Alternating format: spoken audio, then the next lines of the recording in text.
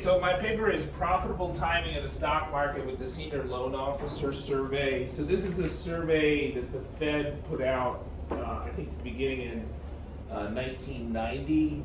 Let's see if I can show you the data for this. So what it does is it adds the net percentage of domestic banks tightening standards for commercial industrial loans to large and middle market firms, percent quarterly, not seasonally adjusted. And, it seems to have a pattern there, but versus the quarterly stock returns, which seem pretty random.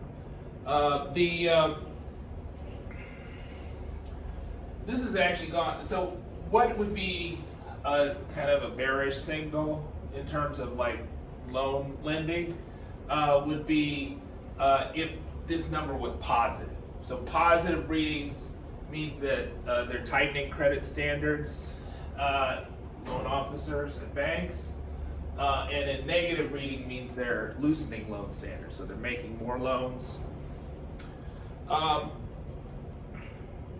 So the purpose of this study is to show how even a weak signal, but that is predictive, can actually be really, really profitable. So we find that out of sample, using this signal, which is significant but not strongly significant, predictive but not very predictive, leads to a Sharpe ratio, which is a measure of investment performance, 6 times that of just a passive investment in the S&P 500.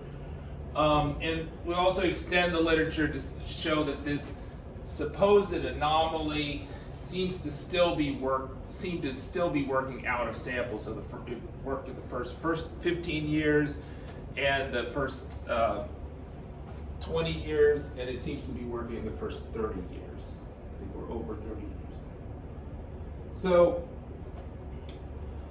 there's been a lot of work to show that this is predictive of GDP and other macroeconomic variables. So if you think about leading lagging variables, the stock market returns tend to predict GDP. Senior loan officer survey was shown to predict GDP. So senior loan officer survey is kind of maybe if it's predictive of the stock market, then that's really even an earlier signal. So I'll just go back to this right here. It's I'll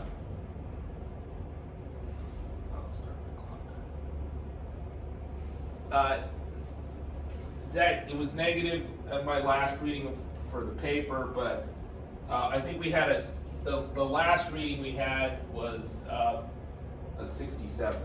So what the paper says is that you get this senior loan officer survey like every quarter, right? So you get it January, and that predicts the quarterly stock returns April 1st to June 30th. And then the May predicts stock returns July 1st through September 30th. The August release predicts stock returns October to December. And the November release predicts stock returns January 1st through March 30th. So Q1, Q2, Q3. So for instance, if we had a senior loan officer survey that was 67, one of the worst readings of the survey, it's not a very good predictor for what your stock returns are going to be in the second quarter of 2022. But this is not investment advice. I'm not an investment advisor, and investing in stocks has risks. Okay, so show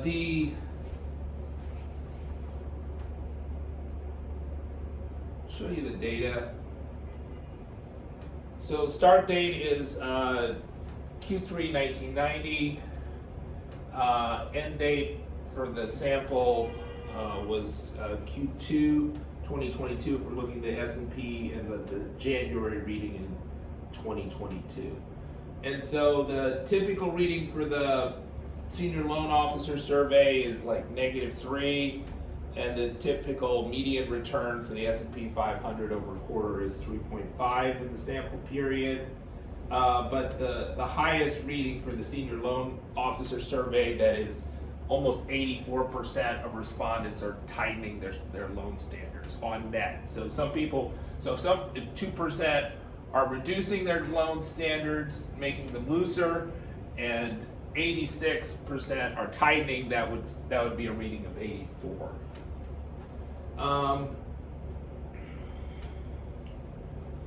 Okay, so this with the OLS data, maybe I could make this bigger because it's a little fuzzy, I think.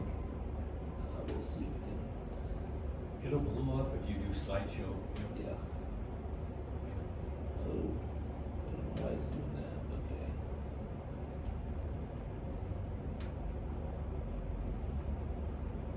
that. Okay. So you'll see it's the senior loan officer coefficient is negative and significant, so you get a positive reading that's bearish for the stock market. It's in the full sample. This is the Model 2 is the first 15 years. Model 3 is the second 15 years. You see it's insignificant there. And then the second 10 years, it's insignificant, but it's significant or actually the first 10 years it's insignificant, and then the second 10 years it's significant, and it's insignificant in the final 10 years. So I broke it up into 30, the full sample, which is like 32, and then you've got 15-year increments, and then 10-year increments. And actually, probably the senior loan officer survey seems even more predictive over those last 2 years that were not in models 2, 3, 4, 5, and 6. So why is this extraordinary? Is because there's good reasons to think why the senior loan officer survey should matter for stock returns. But what is extraordinary is that why doesn't the market react to it, right? So this is publicly available data.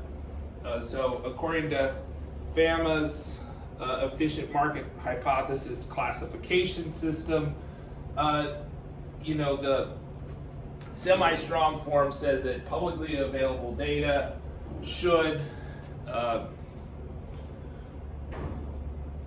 be incorporated immediately into stock prices, and we're saying that it's not being incorporated into stock prices 1 to 2 months later. We should see this come out, and then the stock price jumps. Now, maybe people just kind of ignored this for a long time.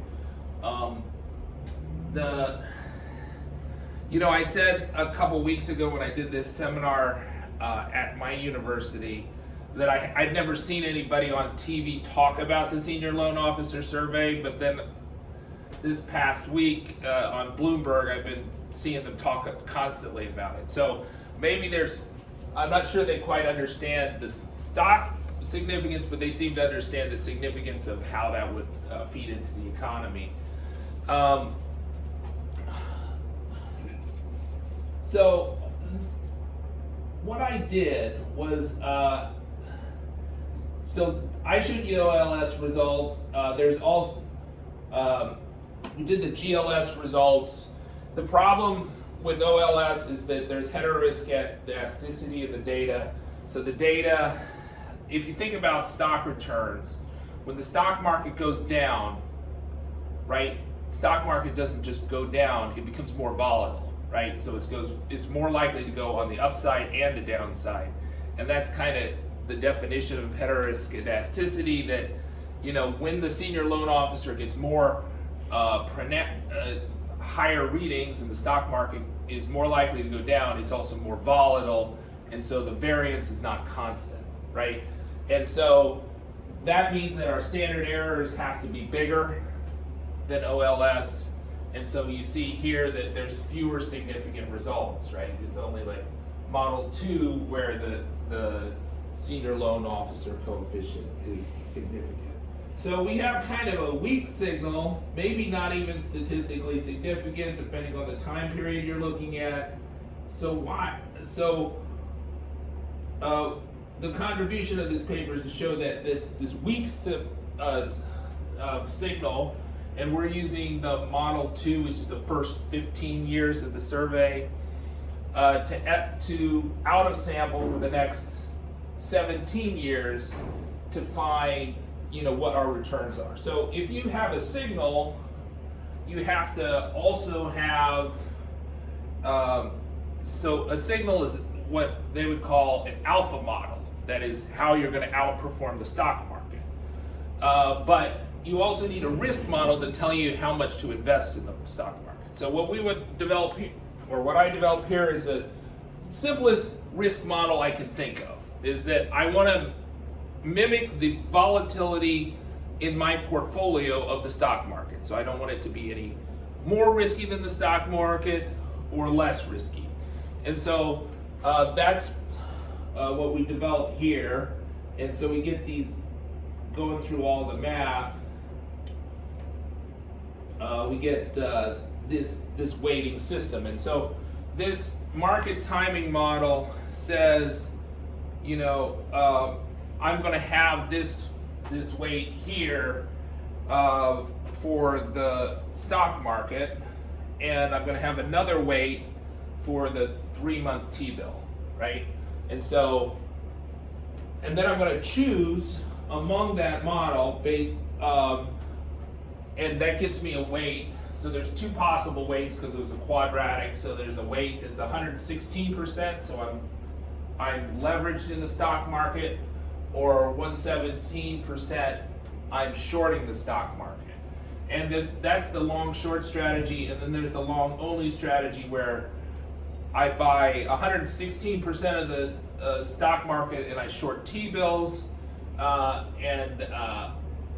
I just buy T-bills. So the long short strategy has 3 different things you try, and the long only strategy has just 2 things. So if the signal's bad, so you can see how this performs in terms of just like out of sample starting in 2005. So it's over 3 times better than the S&P 500. And then you've got the dashed line is the long only strategy, so you're never shorting the stock market. And it performs almost as well as the long short strategy. Long short strategy is slightly better. So I think we have numbers for this too here. Right, so if we were just long the S&P 500, it would be like 2.5% average quarterly returns versus long short, it's 4.2%, and it's almost exactly the same if we had long only stock strategy. And the key statistics that are significant between the market timing model versus the passive investment in the S&P 500.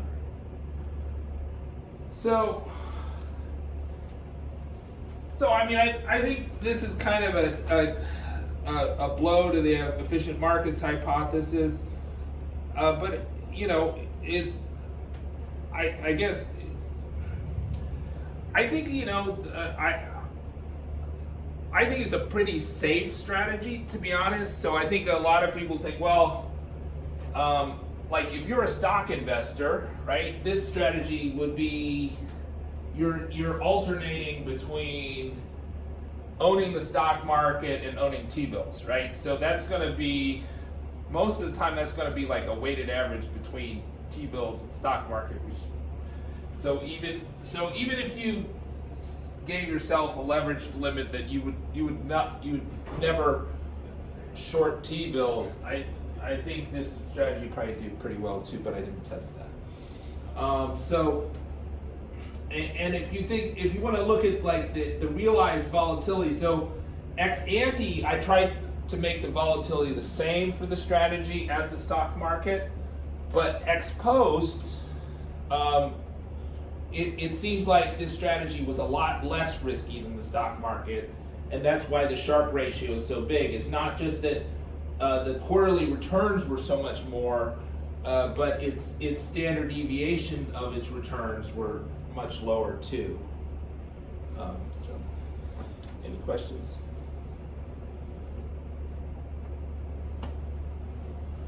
All right. Well, good luck. You know, I think you know, market timing has a really bad name in the finance literature, and for good reason, right? The question though, so I mean, I think that the hit on any market timing would be, you know, the opportunity cost of not being in the market, that you're missing that upside, and that's totally true. I don't know if this is going to last out of sample. Like going forward, it makes me nervous that it won't, because I hear more about this survey, but maybe not in the context of stock market timing. It's been published. I'm not the first one that published about the effectiveness of this time in the stock market. But there's also I think there's senior loan officer surveys in multiple countries, so in the ECB and also in Canada. So I think it potentially maybe there's more work to be done.